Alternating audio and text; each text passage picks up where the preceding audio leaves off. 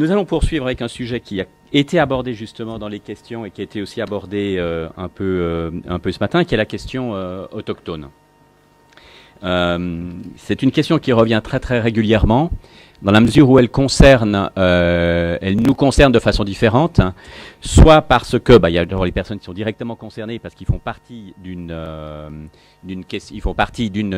communauté qui est considérée comme autochtone, soit que justement ce fait n'est pas reconnu, ou alors qu'un certain nombre d'États, eux, refusent de reconnaître une situation qui pourrait concerner des personnes qui sont autochtones. Donc, comme c'est une question qui revient très très régulièrement, il nous a paru important de pouvoir clarifier cette notion, de voir exactement qu'est-ce que cela recouvre.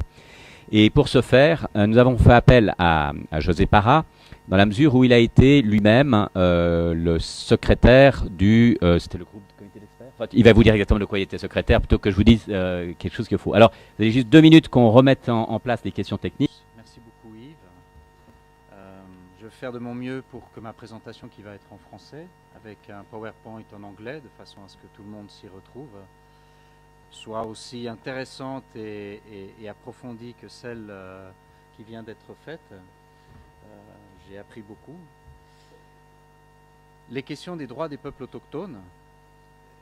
Je vais présenter en partie quels sont les mécanismes qui existent aux Nations Unies, quels sont les standards, les normes de droits fondamentaux, les normes dans le cadre du droit international des droits de l'homme qui ont été développées à cet égard, de façon à avoir une notion de qui sont les peuples autochtones et quelle a été la façon dont les Nations Unies et les peuples autochtones eux-mêmes ont collaboré ou ont interagi de façon à ce que cette question soit prise en compte au sein des Nations Unies et dans le cadre des normes internationales. Qui sont les peuples autochtones ? Dans le cadre du droit international et du droit international des droits de l'homme, il n'y a pas de définition qui a été adoptée par les États et qui définit de façon définitive l'identification de qui sont les peuples autochtones, ce que l'on appelle les peuples autochtones. Il y a des éléments de définition que je vais présenter, qui sont issus d'études et de textes internationaux. Pardon. Mais il n'y a pas une définition qu'on pourrait qualifier de fermée, définitive, ce qui est à la fois une bonne chose, puisque cela permet au peuple autochtone c'est-à-dire ça empêche plus précisément les États membres des Nations Unies d'adopter une définition finalement restrictive et qui leur permet d'exclure à leur bon gré qui est autochtone et qui ne l'est pas. Les éléments de définition qui sont dans différents textes que je vais mentionner par la suite, mais qui nous permettent de donner des critères, disons, de définition, sans qu'ils soient exhaustifs, de façon à s'adapter aux différentes réalités de peuples autochtones que l'on trouve sur tous les continents. Pas dans tous les pays, mais sur tous les continents. La priorité dans le temps fait référence au fait que ce sont des groupes, des peuples qui se trouvaient dans le pays avant le processus colonial et qui se sont retrouvés dans une situation de domination et dans l'actualité de marginalisation, mais qui ont, malgré ce processus-là, démontré une volonté de maintenir leur identité culturelle à travers le temps et une identité culturelle différente de celle qui s'impose avec l'État et la population majoritaire dans le processus de création des États-nations.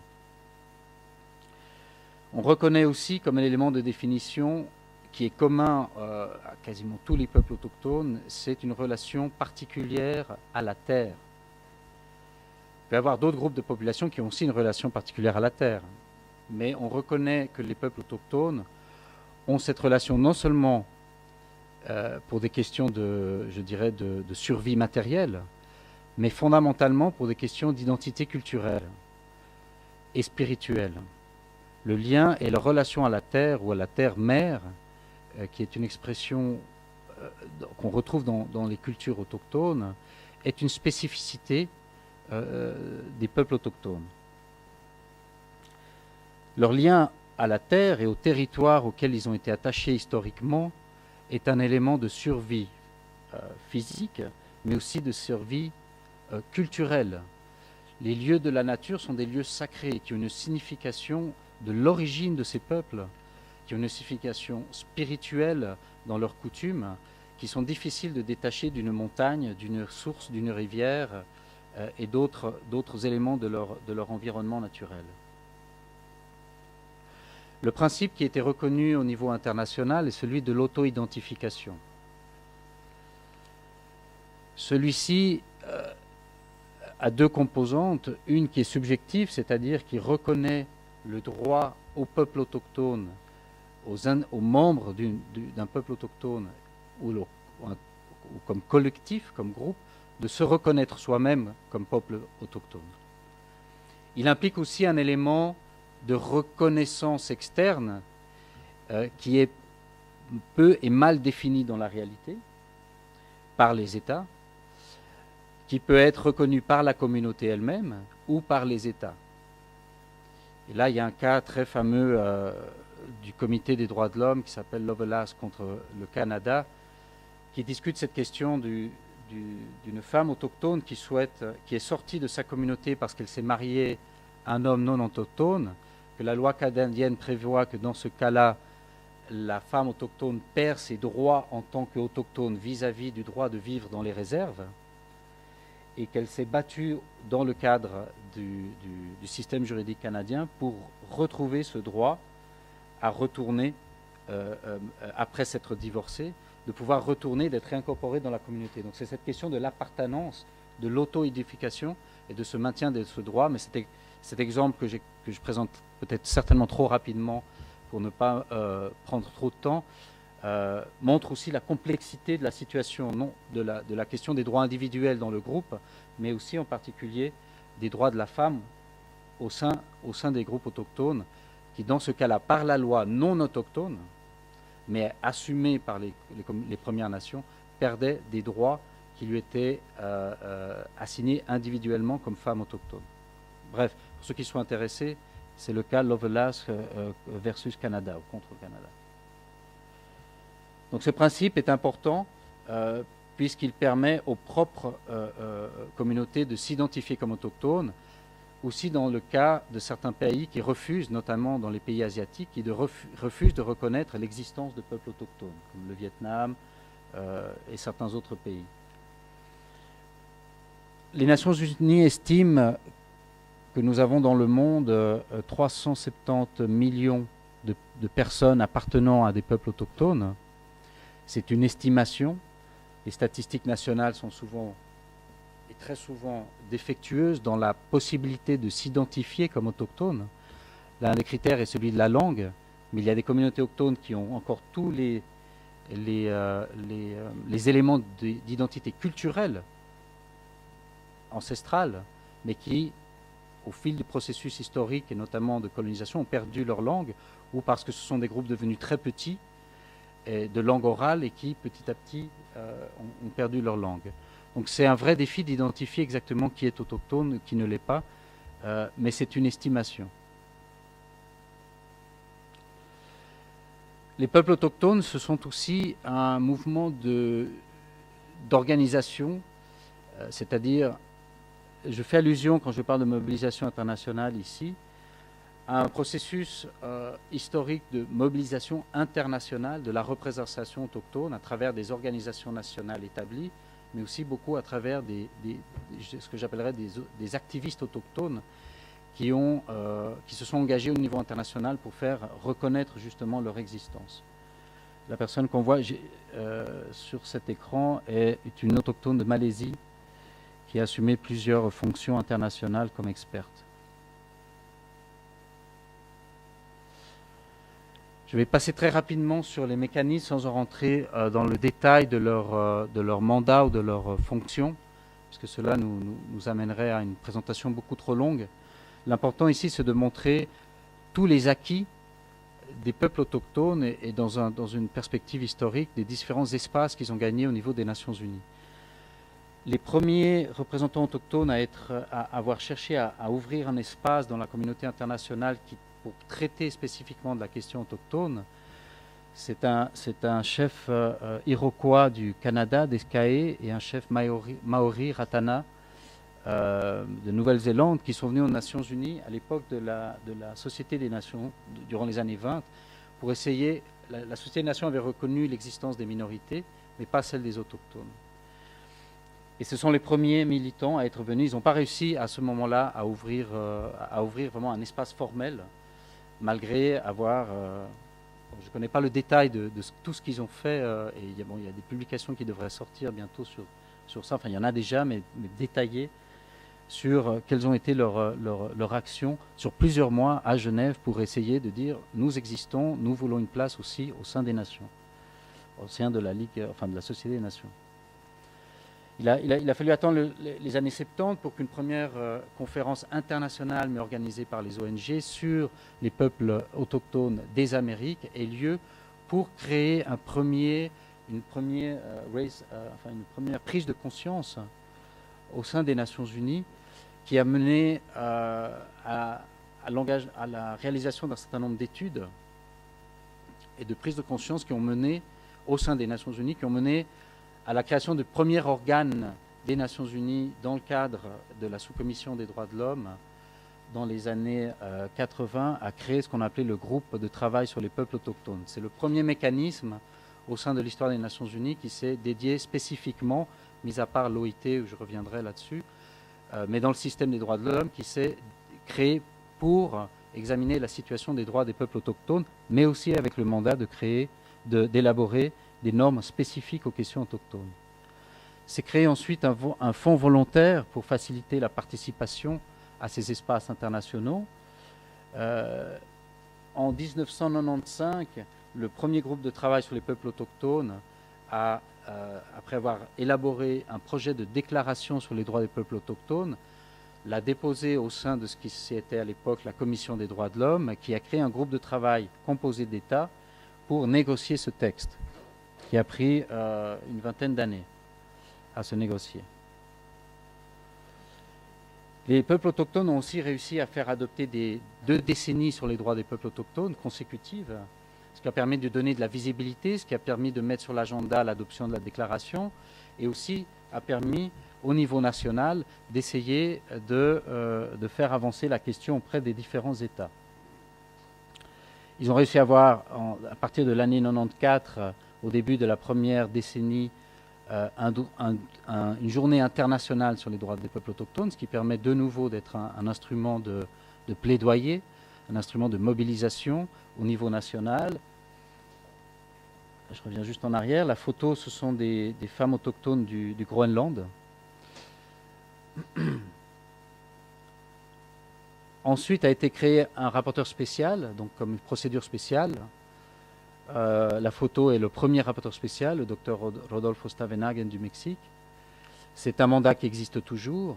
Était créé l'année précédente, en fait, l'instance permanente sur les questions autochtones, qui a été créée en 2000, qui existe encore. Donc, rapporteur spécial, vous savez, c'est un expert avec toutes les fonctionnalités des procédures spéciales, qui est connu par vous. L'instance permanente est un groupe de 16 experts, la moitié proposée par les peuples autochtones, donc autochtones, l'autre moitié proposée par les États, certains autochtones, certains non autochtones. Donc c'est un groupe d'experts qui examine les questions des peuples autochtones et qui a pour mandat de faire des études et que la question autochtone soit prise en compte par les agences des Nations Unies et par les États membres, mais dans un travail plus de dissémination d'informations et d'études. A été créé suite au groupe de travail des populations autochtones qui a disparu avec la réforme qui a mené au Conseil des droits de l'homme, a été créé le mécanisme d'experts sur les droits des peuples autochtones, un mécanisme subsidiaire du Conseil des droits de l'homme pour réaliser des études et conseiller le Conseil des droits de l'homme sur les questions autochtones. C'est là où j'ai eu l'opportunité de travailler comme secrétaire de ce mécanisme. cet espace existe toujours. Donc ça, c'est les 3 mécanismes spécialisés dans l'actualité qui ont été créés suite aux plaidoyers et aux demandes des droits des peuples autochtones et en négociation avec les États, un rapporteur spécial, une instance permanente et un mécanisme d'experts lié aussi, comme le rapporteur spécial, au Conseil des droits de l'homme. L'instance permanente est liée au Conseil économique et social des Nations Unies. Je le mentionne par rapport à ce que vous avez vu tout à l'heure de la dispersion de certains de ces mécanismes pour traiter des sujets. Plus récemment, les autochtones ont réussi à voir que l'Assemblée générale organise une conférence mondiale sur les peuples autochtones qui finalement, on pensait allait être quelque chose de très très très grand et finalement a été 2 jours et demi de réunions à l'Assemblée générale qui a eu peu finalement de visibilité par rapport à ce qu'on pouvait y attendre, mais ils ont quand même réussi à l'obtenir. Un certain nombre de recommandations pour faire avancer la question. Alors là, je reviens en arrière dans le temps, mais je viens sur l'OIT. L'OIT est la plus ancienne des agences des Nations Unies, créée en 1912, si je ne me trompe pas, enfin vraiment au début du siècle passé,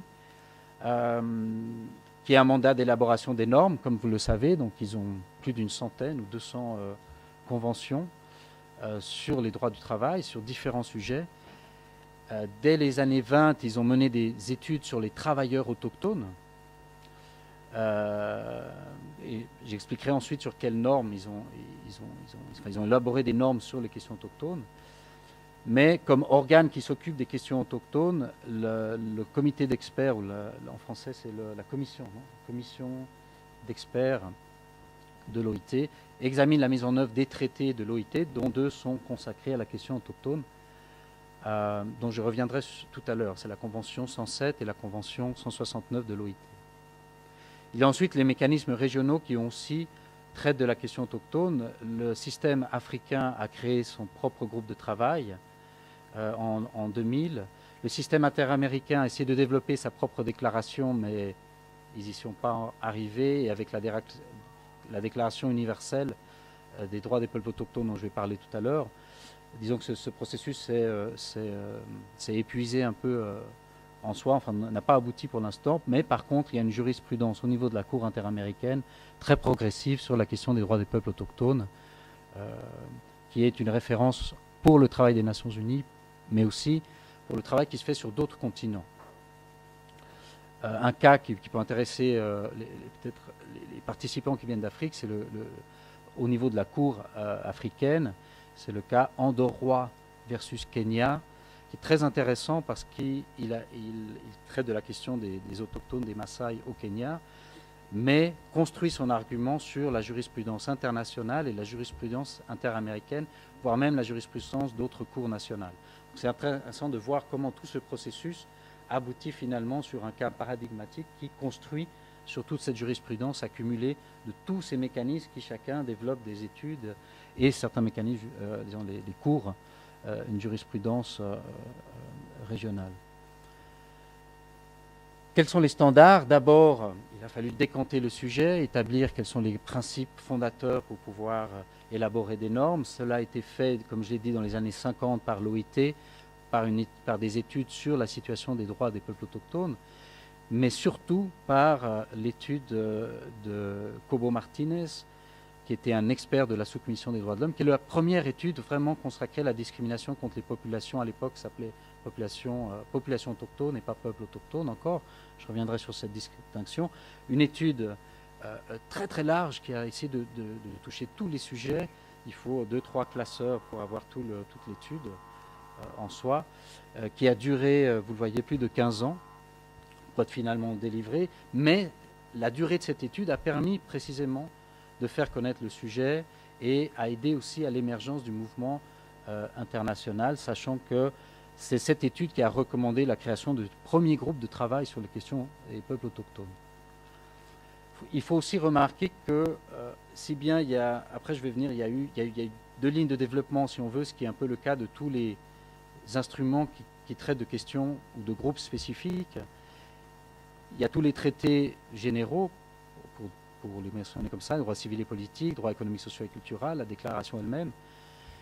les traités, les comités, les treaty bodies, les comités conventionnels, merci Yves, qui dans leur interprétation des normes générales ont aussi développé des interprétations contextualisées des traités par rapport à certains groupes, les autochtones en particulier, d'autres aussi, et donc ont développé des jurisprudences qui ont aussi alimenté la compréhension de quelles sont les protections et les normes spécifiques nécessaires aux peuples autochtones.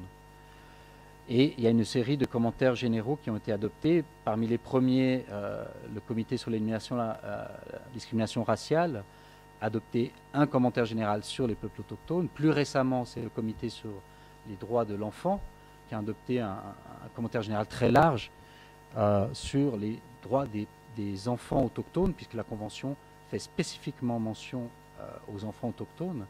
Donc il y a tout ce développement d'interprétation de normes, disons, qu'on va dire, d'application générale. En termes de population, pas en termes de droit, mais en termes de population.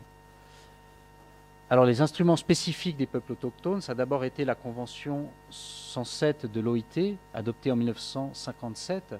À l'époque, la discussion et le souci de l'OIT était d'apporter une protection à ces travailleurs dits, disons, autochtones. Mais ils avaient à l'époque, dans les années 50, une vision assimilationnaliste. Assimilationnaliste ? Non. Missionnaire. D'assimilation, voilà. D'assimilation.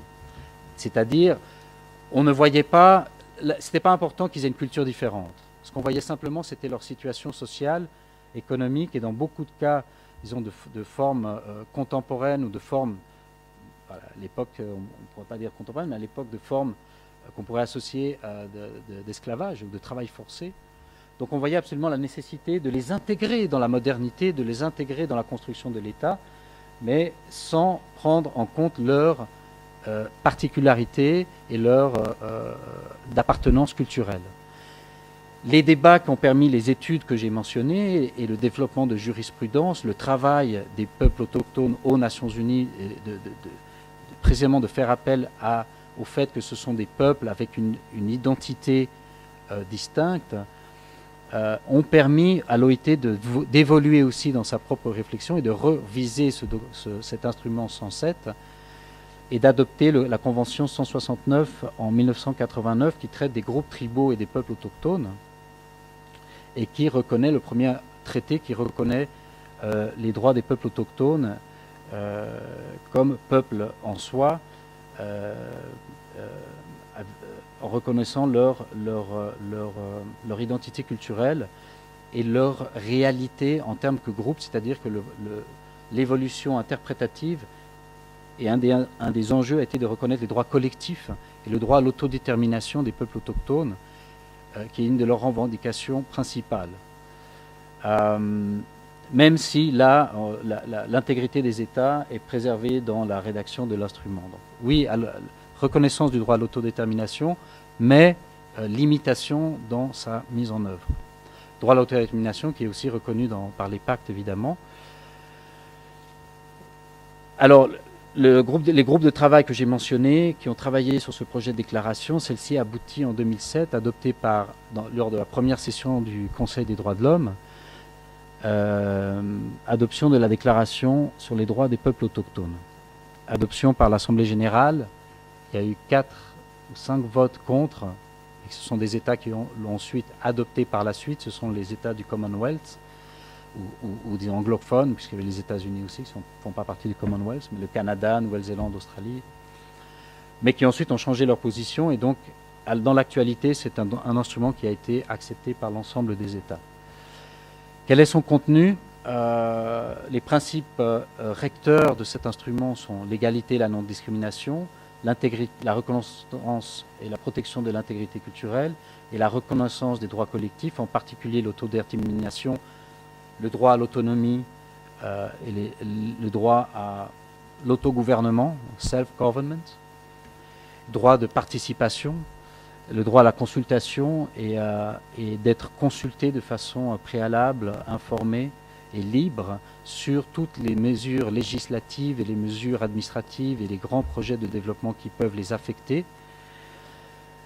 L'instrument contient aussi des droits spécifiques sur la terre, le territoire et les ressources naturelles. Une série d'articles très importants qui incluent notamment le droit à la protection de l'environnement. Et toute une série d'articles aussi sur les réparations historiques, mais aussi des réparations lorsque leurs droits sont affectés. C'est le cas de tous les droits humains de lier ce droit à la réparation. Mais dans le cas du processus historique d'exclusion des peuples autochtones et du processus de colonisation, la déclaration met en avant cette question de la réparation dans le cas de certains droits qui ont été violés historiquement. Je vais un peu vite pour le temps.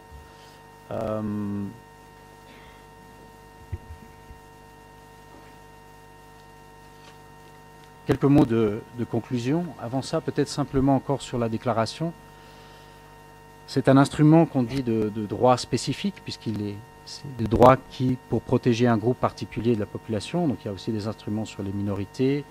Il y aura bientôt des instruments ou des commentaires généraux, enfin il y a des commentaires généraux sur les populations roms, sur les minorités, etc. Il y a certaines interprétations de la déclaration qui considèrent que la déclaration ne crée pas de nouveaux droits, mais qu'elle contextualise des droits existants à la situation propre et à la réalité culturelle et historique des peuples autochtones.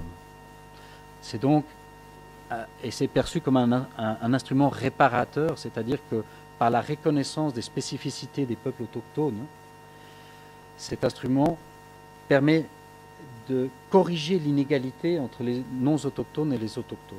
La réalisation de ces droits spécifiques est la condition pour garantir l'égalité entre ces peuples autochtones comme groupe distinct, avec les autres peuples, dans le cadre de l'État-nation tel qu'il est. L'instrument ne remet pas en cause, ça ne veut pas dire que ce n'est pas l'aspiration des peuples autochtones, mais l'instrument, les États ont mis un article, l'article 46, pour dire voilà, ça ne touche pas à l'intégrité territoriale, etc. L'instrument aussi couvre les droits économiques, sociaux et culturels dans le cas des peuples autochtones, droits civils et politiques. C'est un instrument extrêmement large de reconnaissance des droits des peuples autochtones. Il y a aussi des discussions sur sa nature. Est-ce que c'est un instrument contraignant ou pas contraignant? Quel est votre avis? Est-ce que la déclaration, comme déclaration des droits des peuples autochtones, est un instrument contraignant ou pas? Qui dit non? Qui dit oui? Il y a aussi je ne sais pas. Hein. Qui dit oui? Oui. Qui dit oui? D'accord. Qui dit non? Qui ne sait pas. Ah, pardon, qui ne sait pas, pardon. Oui. J'essaie de vous troubler. Hein. Alors, je sais qu'on est pris par le temps, mais les deux personnes au fond qui ont dit que vous pensez que c'est contraignant, est-ce que vous pouvez en une ou deux phrases donner un peu quels sont les éléments qui vous permettent de dire que c'est contraignant? Je vais commencer par là et ensuite vous. Excuse me, you said that you think that the declaration is binding? Would you, vous parlez, would you like just to say one or two sentences why you think it's binding? Because it's a declaration, so that's why you have a moral obligation, but it's not legally binding. Okay. You mean on RIP, right? That's fine. So you think it's not binding? No. Okay.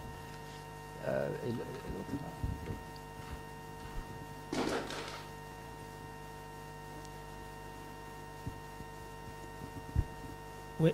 Pour ce qui me concerne, par définition, une déclaration n'étant pas une convention, elle n'est pas contraignante. Mais au regard de ce que vous avez dit et du fait que la déclaration ne crée pas de nouveaux droits, mais en fait s'inspire des autres conventions existantes pour essayer de l'adapter justement à la réalité et au contexte donc des peuples autochtones. Donc on peut se dire qu'à partir du moment où ces droits-là sont issus d'instruments conventionnels et donc contraignants, on peut en déduire que la déclaration aussi est contraignante. Ça, c'est ma logique. Merci. Alors très rapidement, pour ne pas créer le débat maintenant, parce que sinon je ne vais pas pouvoir finir, mais on peut le reprendre après à la fin de la présentation, parce que c'est lié aussi après vers quel organisme revendiquer ces droits et si on les considère contraignants ou pas. Il y a un débat, il y a des avis différents au sein des peuples autochtones, au sein des académiques, au sein des États, c'est assez clair. C'est une déclaration, elle n'est pas contraignante. Mais une des argumentations, c'est celle que vous avez dite, ce sont des droits simplement contextualisés. Et d'ailleurs, les comités conventionnels, dans une certaine mesure, s'inspirent, je ne vais pas rentrer dans le détail, mais sur l'interprétation de leurs conventions, peuvent s'inspirer, en tout cas ils en ont la possibilité, certains sont plus progressifs que d'autres. Il y a aussi l'argumentation que certains principes qui se trouvent dans cette déclaration font déjà partie du droit coutumier international. Et que dès lors, il faut le considérer comme contraignant. Et certains disent même des principes jus cogens. Alors on ne va pas rentrer dans la question juridique en détail, mais c'est un débat. C'est pour vous dire que c'est un débat qui peut aussi avoir des implications sur le développement ou les stratégies de la revendication des droits des peuples autochtones au niveau international. Donc vous avez vu, la question des droits des peuples autochtones au sein des Nations Unies a cette particularité d'une prolifération des différents mécanismes, fonds, la prolifération, il y en a 3 finalement, c'est peut-être moins que sur les questions des femmes, mais après il y a des programmes, il y a des bureaux, il y a différentes... chaque agence des Nations Unies a sa propre unité autochtone, il semblerait qu'ils coordonnent, en tout cas ça c'est la formation. Voilà, mais il y a aussi plusieurs processus, il y a des processus au sein de l'OIT, il y a des processus au sein de l'UNESCO, de l'OMPI, de l'Organisation mondiale pour la propriété intellectuelle, des processus dans le cadre de la Convention de la diversité biologique, des processus liés au processus de changement climatique. Enfin, il y a aussi tout un panorama de mobilisation et d'espace de travail sur les questions autochtones plus ou moins formalisées. Alors, la question de est-ce que l'examen universel périodique, est-ce qu'il a une valeur ajoutée pour les questions autochtones? Comment est-ce que la mobilisation autochtone peut s'articuler de façon à construire sur un agenda où les autochtones ont voulu avoir des mécanismes qui leur sont propres? Ils travaillent aussi au niveau des comités conventionnels, ils travaillent aussi avec les procédures spéciales, mais les peuples autochtones, d'après mon expérience, et on pourra en discuter, donnent la priorité à leur espace qu'ils ont obtenu et créé pour faire valoir leurs droits et leurs demandes. Comment est-ce que l'examen universel périodique s'inscrit dans ces réflexions de quelles sont les stratégies de mobilisation des peuples autochtones ou des autres coalitions sur les PUC, comment est-ce qu'ils peuvent prendre en compte, est-ce que c'est une priorité ou pas, étant donné qu'il y a d'autres mécanismes. Voilà, c'est des questions ouvertes dont je n'ai pas les éléments de réponse, mais qui font partie peut-être des discussions dans le cadre de cette formation. Est-ce que les mobilisations ou les coalitions nationales de société civile autour de l'EPU, dans quelle mesure elles incluent ou pas les questions autochtones ou plus largement les questions de différentes minorités nationales, religieuses, nationales, religieuses et linguistiques.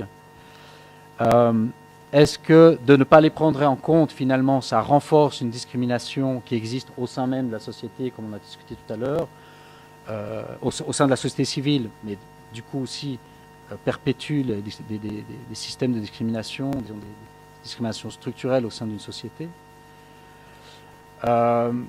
Mais aussi, la question, c'est de savoir si les droits des peuples autochtones, en tant que droits, peuvent être aussi,